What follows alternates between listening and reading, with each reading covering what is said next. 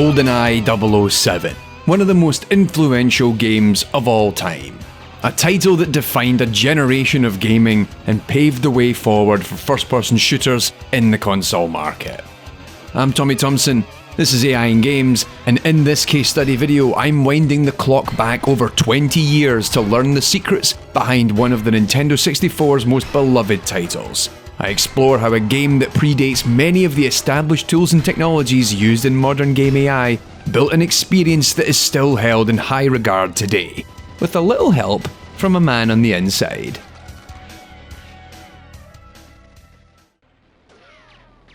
Upon its release in 1997, GoldenEye 007 not only defined a generation, but defied all expectation. A game that Rare, Nintendo, and even the Bond franchise holders MGM had little faith in. Released 2 years after the launch of the film it's based on, and 1 year after the console's release to market, it seemed doomed to failure, only to become the third best-selling game of all time on the platform, behind only Super Mario 64 and Mario Kart 64, selling over 8 million copies. Not to mention earning Rare a BAFTA award for Developer of the Year in 1998. It's a game that carries a tremendous legacy, defining the standards of what we would come to expect from first-person shooters for generations to come, specifically in AI behaviour. AI characters with patrol patterns, enemies that call for reinforcements, civilians that run scared, smooth navigation and pathfinding, a rich collection of animations, emergent dynamic properties of play, and so much more. It not only defined a generation, but also influenced the games that succeeded it, from Half-Life to Crysis, Far Cry and more. That's not a topic I'm going to get into here, but you can watch my accompanying design dive episode where I talk specifically about that. For now, I'm interested not just in how the AI was designed, but how the hell they even got it to work. If you consider many of the AI techniques I've explored on this channel, such as finite state machines, navigation meshes, behaviour trees, planning technologies and machine learning, none of these were established practices in the games industry when GoldenEye was released. Not to mention the fact the Nintendo 64 is pushing 25 years old, and when compared to modern machines, had minimal CPU and memory resources. How do you build AI and gameplay systems to run so effectively on hardware that was so tightly constrained? To find out the truth, I reached out to the ultimate undercover informant, Dr David Doak, a DPhil graduate of Oxford University in biochemistry, a developer at Rare in the 1990s, co-founder of Free Radical Design, creators of the Timesplitters franchise, and currently a lecturer at Norwich University of the Arts.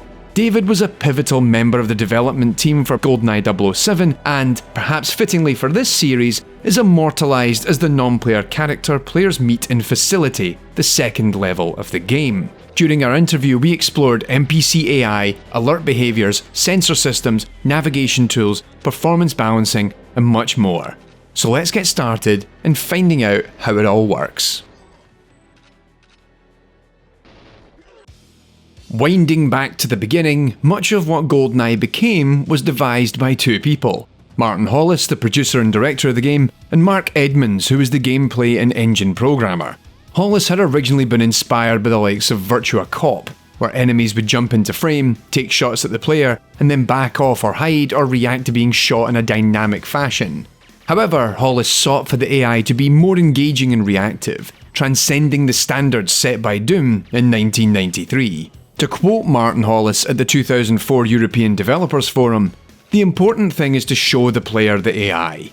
There's no point having sophisticated AI that the player doesn't notice. Your NPCs can be insightfully discussing the meaning of life, but the player won't notice if the game requires that they swing around a corner and fill the bad guys with bullets. So the intelligence has to be evident. The game mechanics have to showcase the AI. The level setup has to showcase the AI. And it all has to make an actual difference in actual gameplay." This resulted in guards and patrolling enemies, forcing a more tactical consideration for entering environments, vision and audio sensors that enabled the AI to react to player behaviour or remain unaware if stealth was employed, plus friendly and civilian characters that would react to the player's presence and either cooperate or run away. When David Doak joined the project, a lot of the core engine components for 3D movement, rendering and simple AI behaviours were already established by Edmonds. However, over the course of the final 2 years of the project, character movement, much of the AI behaviour and other core gameplay systems were established, with a lot of it moving away from being player-centric, establishing patrol patterns, moving into alarm states, using control terminals, having to go to the urinal, and much more. To achieve this, Mark Edmonds built an entire scripting system within the C-written codebase, which was constantly being added to and updated as Doak and other members of the team experimented with ideas. Quite often a new idea would be proposed to Edmonds, who would ponder the feasibility of it all, then go away and have a working version of it in engine a day later. This scripting system allowed for developers to link together numerous pre-compiled actions into sequences of intelligent behaviour based on very specific contexts. These behaviours would spool off their own threads for execution and release resource as soon as possible once the next atomic behaviour was executed, then wait until it's possible to update once more. These scripted behaviours are not just for the friendly and enemy characters, but even systems such as timed doors and gates, and the opening and closing cinematics for each level that take control of the player and other characters in the world.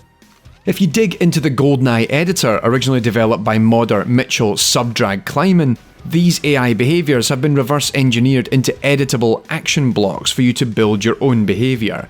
Enemy guards can react to a variety of different sensory inputs, ranging from being shot, obviously, to spotting the player or another guard being shot while in line of sight, as well as whether the guard can hear gunshots happening nearby. In addition, NPCs can opt to surrender based on probability, but more critically on whether the player is aiming at them, with behaviour shifting in the event the AI knows the player isn't targeting them anymore. As I'll explain in a minute, the visual and audio tests required for these behaviours to run on tightly constrained and stripped down processes that still achieve impressive results while running on the N64's limited hardware. Based on these conditions, guards can execute a variety of different behaviours, including taking sidesteps, rolling to the side, firing on one knee, firing while walking, firing while running, and even throwing grenades. Much of the rationale for these actions is driven by where the player is relative to them and their current behaviour.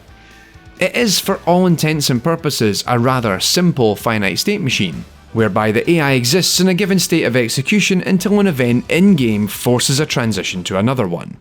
My recent episode on AI 101 explored how finite state machines were employed in Half-Life, which came out the year after GoldenEye in 1998, and the team at Rare were aware of the impact their game had on Valve's critically acclaimed shooter, given that Valve told them so themselves.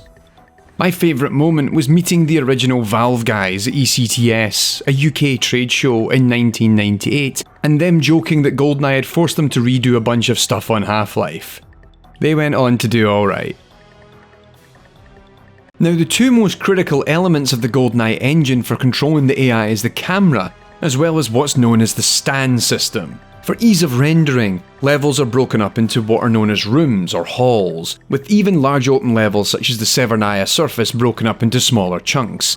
This helped maintain performance as a form of occlusion culling, whereby only rooms in the camera's view frustum were actually being rendered, but in turn AI, for the most part, would not execute their primary behaviours unless they'd been rendered by the camera at some point. This helps keep execution costs down, but it also lends itself to some interesting opportunities, which I'm going to come back to later.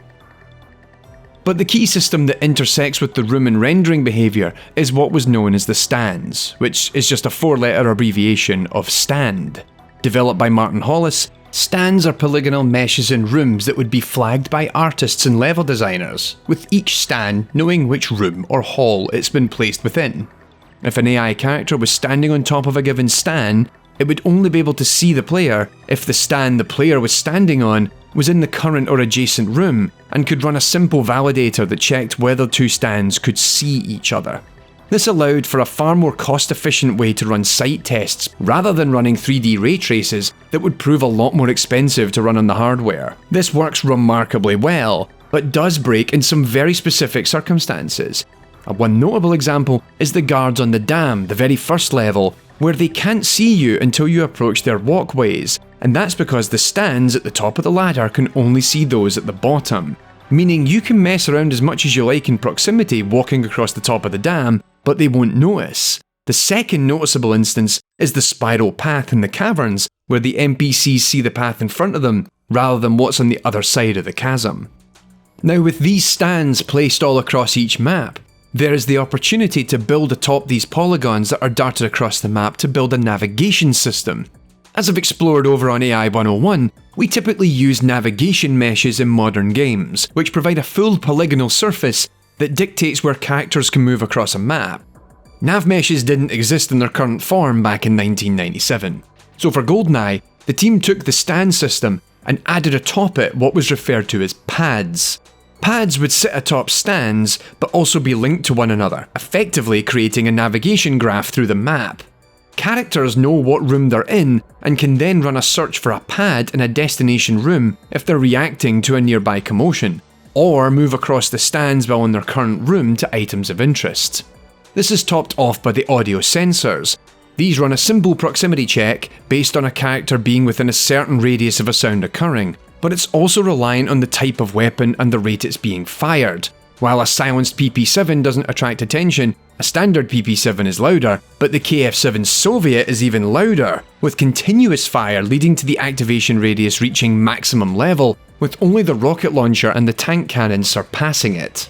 All of these AI tools and systems are very impressive. It shows an intentionality of design that sought clever and effective means to address specific elements the team wanted to see in the game.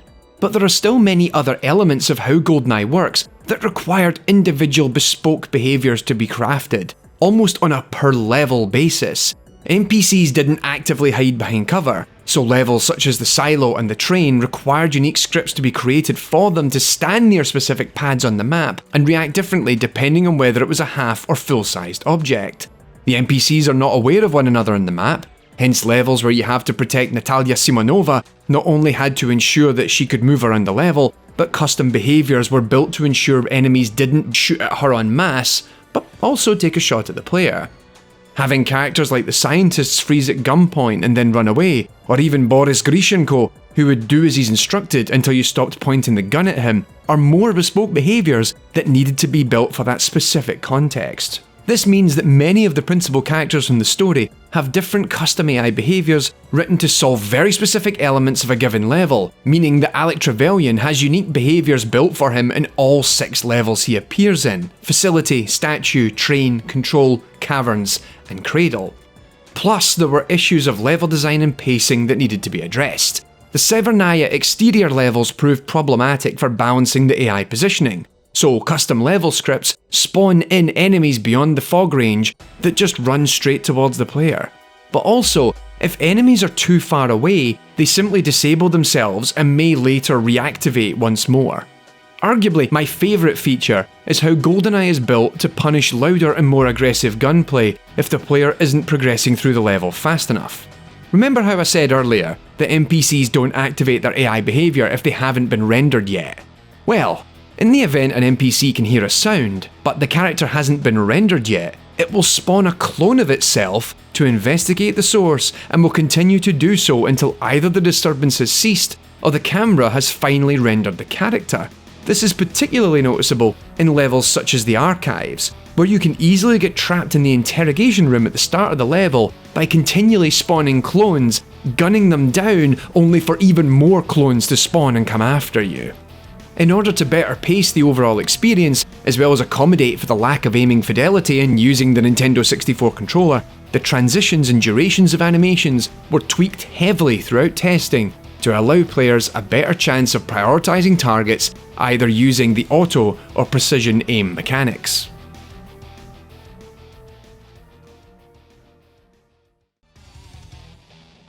With GoldenEye released, this rendering and AI toolchain was put to good use in later titles, with Rare's spiritual successor Perfect Dark employing the same systems but included new additions. As mentioned before, GoldenEye NPCs only go into cover if a custom behaviour was created for them to do so, but in Perfect Dark enemies are capable of calculating cover positions, including dynamic ones created by anti-grav props. Plus, having experimented with vertex shader lighting, vision sensors are impeded by the lower visibility. This same process was later adopted at Free Radical Design for the Timesplitters franchise, given the studio was founded by several of the GoldenEye development team and required the stand pad system to be built to better support verticality in level design. While over 20 years old, GoldenEye set the standard that Half-Life and many other shooter franchises have sought to replicate to this day. I hope having watched this video, you can appreciate the depth of the underlying systems and the level of dedication and craft required to elevate the project to what it became upon release. Thanks for watching this episode of AI in Games. Don't forget to like and subscribe for more videos on research and applications of artificial intelligence in video games. A special thank you to David Doak for taking the time to speak with me about his experiences working on GoldenEye and providing insight into how the game was built to a point where making this video would have been impossible otherwise. If you want to hear more from me on the AI of GoldenEye, be sure to head over to my game design series Design Dive, where I posted another video exploring the legacy of GoldenEye and how the design decisions behind the title can still be felt in gaming today. AI in Games is sponsored over on Patreon by these lovely folks you see on screen now, with a special shout out to ScrappyDev142, Andrew Nearium, and Golden Lee.